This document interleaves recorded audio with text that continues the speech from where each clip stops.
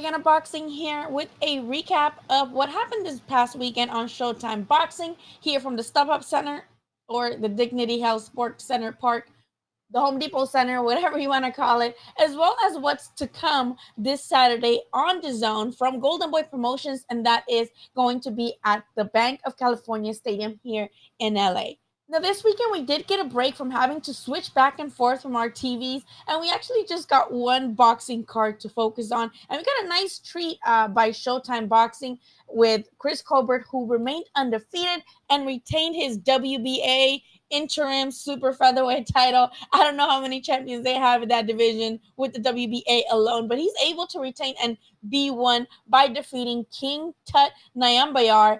And though Nyambayar had very great moments early in the fight and he was able to make it somewhat competitive, Chris Colbert remained calm. He dictated the pace of the fight and basically just ended up winning a very convincing match.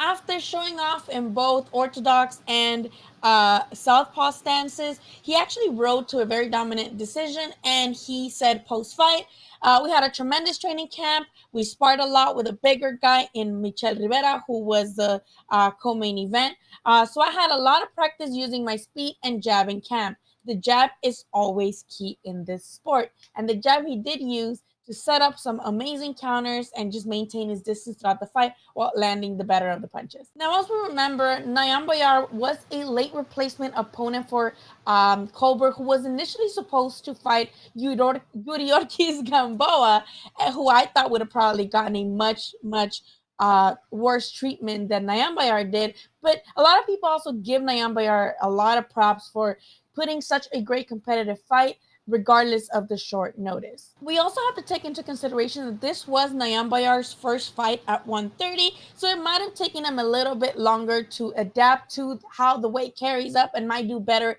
in his next fight. But in this one, he did lose in all three judges' scorecards, 117 to 111 and 118, 110 in two judges' scorecards. As who he would like to face in the future, Colbert simply said, I'm number one in the WBA, so you know what time it is. I'm going to follow the plan and see what happens next. Now, the 130 division is stacked with talent as well as, up-and-comers and champions. So I would love to see Colbert see what he can do against any of the champions or any of the top guys. And since he's with Showtime, I feel like he might have a little bit of a struggle because a lot of the 130 guys are with Top Rank, but I'm still excited to see what we can see next from Chris Colbert. In the co-main event, rising lightweight Dominican contender Michel Rivera scored a highlight reel type knockout over John Fernandez in the 8th round for their WBA eliminator. Though Rivera was landing massive right hands on his opponent, the tables kind of turned a little bit when in the 6th round, Rivera tasted the canvas for the first time in his career, making us wonder if he would be able to adapt. And as we know, he did, because he continued to, come forward and land those massive right hands, would eventually be the end of John Fernandez. Post-fight, Rivera also called out Rolly Romero, saying, I want to fight Rolando Romero next. Once I do face him, I would like to go up against Gervonta Davis or Teofimo Lopez. Now, those are some big names to call after being dropped like that in the 6th round. What do you guys think of him calling out these type of names? I think with Rolly would be a nice, interesting fight, though I do feel like he still needs to test the waters a little bit and keep fighting the type of level of competition that he's currently fighting and then call out the big names. But I do like his enthusiasm.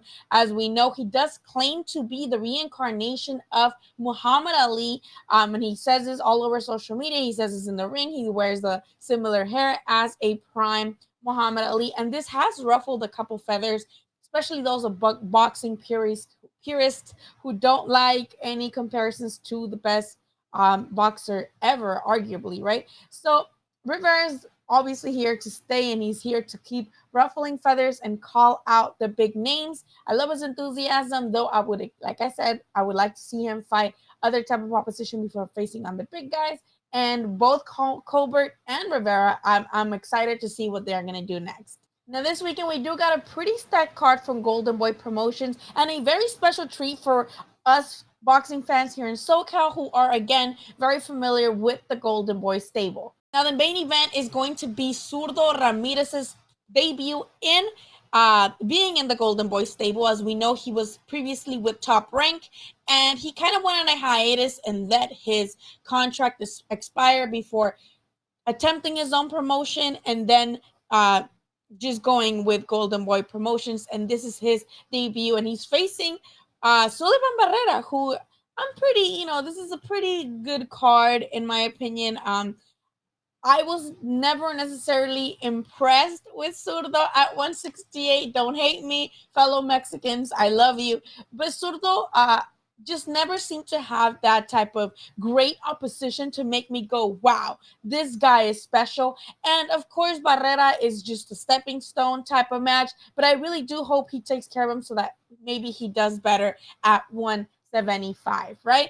And Barrera, we know he's a journeyman. He's had his chances at titles, which he's never really won, but he's a game contender. So I do appreciate this match. I kind of expected this match to be maybe the opener or the co-main, not the main event, especially because, it's not that big of a fight. It's not a title fight as far as I'm aware. So I wasn't expecting this to be the main event, but he is a Mexican.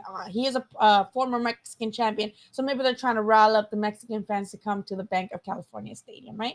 Now, I'm much more intrigued by Jojo Diaz, who's also a former champion, facing El Abejon Fortuna, Javier Fortuna, who, as we know, was initially supposed to fight Ryan Garcia before Ryan Garcia pulled out of the fight because of mental health issues that he was experiencing, right? A lot of people actually talk about Ryan Garcia maybe not being the most honest in his approach because they saw him in Hawaii and they saw him kind of partying, and people didn't take kindly to that after he claimed that he dropped out of the fight because of mental health. Actually, people are claiming he dug Fortuna. And, we're going to have a chance to see how Fortuna is going to do against Jojo Diaz, who again is a former champion and only lost his belt in the scales. He lost in the scales, I'm pretty sure. After capturing the title from Tevin Farmer, who a lot of people felt was his most impressive performance, Jojo Diaz had one defense against I'm not going to pronounce his name, Rakimov, and that was a majority decision draw where he also lost the belt in the scales, if I'm not mistaken.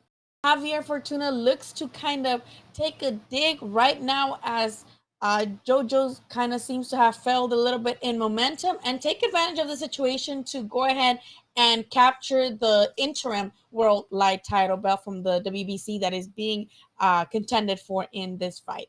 Now, Fortuna has had a rut. As we know, he was supposed to fight Devin Haney, didn't happen. He was supposed to fight Ryan Garcia, didn't happen. It's been kind of a roller coaster for him, and for Jojo Diaz to kind of come in and be like, I'll fight this guy. It's pretty impressive, especially coming off a draw. Really excited to see how Jojo Diaz performs. We know he had a hiccup losing the belt in the scales, but he's a dad now. I kind of give him a break for that, and I'm excited to see how he's gonna do. And I'm also excited for Fortuna to see how he's gonna take the opportunity to finally face a top level guy like Jojo Diaz, right? So you guys let me know what you guys think of that fight and who you're expected to win. I might drop a prediction video probably on Thursday or Wednesday, but this is probably my favorite match of the card because it's so intriguing given the fact that both of these guys have had a past in their division. We also have the return of Superbad Ceniza Estrada, who's going to challenge Tenkai Tsunami for the WBO Light Flyweight Championship. Now, we know that Estrada just challenged for another title in the undercard for Virgil Ortiz versus Maurice Hooker and put on a tremendous performance, beating her opponent by knockout. And this is going to be another fireworks from Ceniza Estrada, who never fails to deliver a spectacular performance. Tsunami, who is a 2-division world champion, can prove to have a lot of experience for Ceniza Estrada, though she does have numerous losses in her record. Though I'm sure that, being in LA surrounded by her LA people, Ceniza is only going to be pushed harder to provide a tremendous performance for us.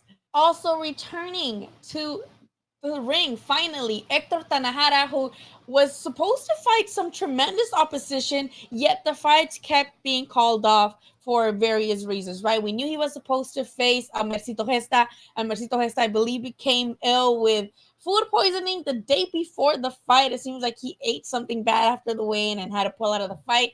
He was supposed to face Camacho, who we know did not look so great in the Ring City USA fight in March. Maybe it could have been Tanahara who would have put an end to him. He was supposed to fight him as well. Fight fell off. And now he's going to face undefeated William El Camarón Cepeda in their lightweight clash. Now, I'm really excited to see Hector Tanahara. Hector Tanahara has a really tremendous jab that I'm excited to see how he's developing and how the inactivity is going to affect him coming into this fight, especially against an undefeated fighter. But I'm really happy to see him kind of take the step up as he was trying to with the last two opponents he had scheduled. Diego de la Hoya also returns after his defeat to Ronnie Rios. That was a tremendous fight, by the way. And he will be faced Brian Chevalier, who is 15-1 with 12 KOs. Puerto Rican fighter. So this is like a little Mexican versus Puerto Rico moment. And that's also going to be a 10th round fight. And we also have Naoka Fujioka against Sulem Urbina, who is very popular on the Twitter world, a very humble fighter, and she's going to be actually facing, she's going to be taking on Japan's only 5-division world champion, and she will defend her WBA Flyweight World Championship against Sulem. So this is going to be a really exciting fight. We know that Sulem is coming off a loss against Marlene Esparza, and now is challenging a 5-division world champion, which that takes balls because that's a experienced ass fighter. So I'm excited to see that as well. That's actually going to be streaming on Facebook. I don't think it's going to be on DAZN. I think that's going to be on the Facebook portion of the undercard, as well as Lamont Roach, who also has one loss, and he's going to, I don't know who he's fighting yet, but I know he's also going to be on the card, as well as 2 other fighters who, again, are going to be in the Facebook portion of this card.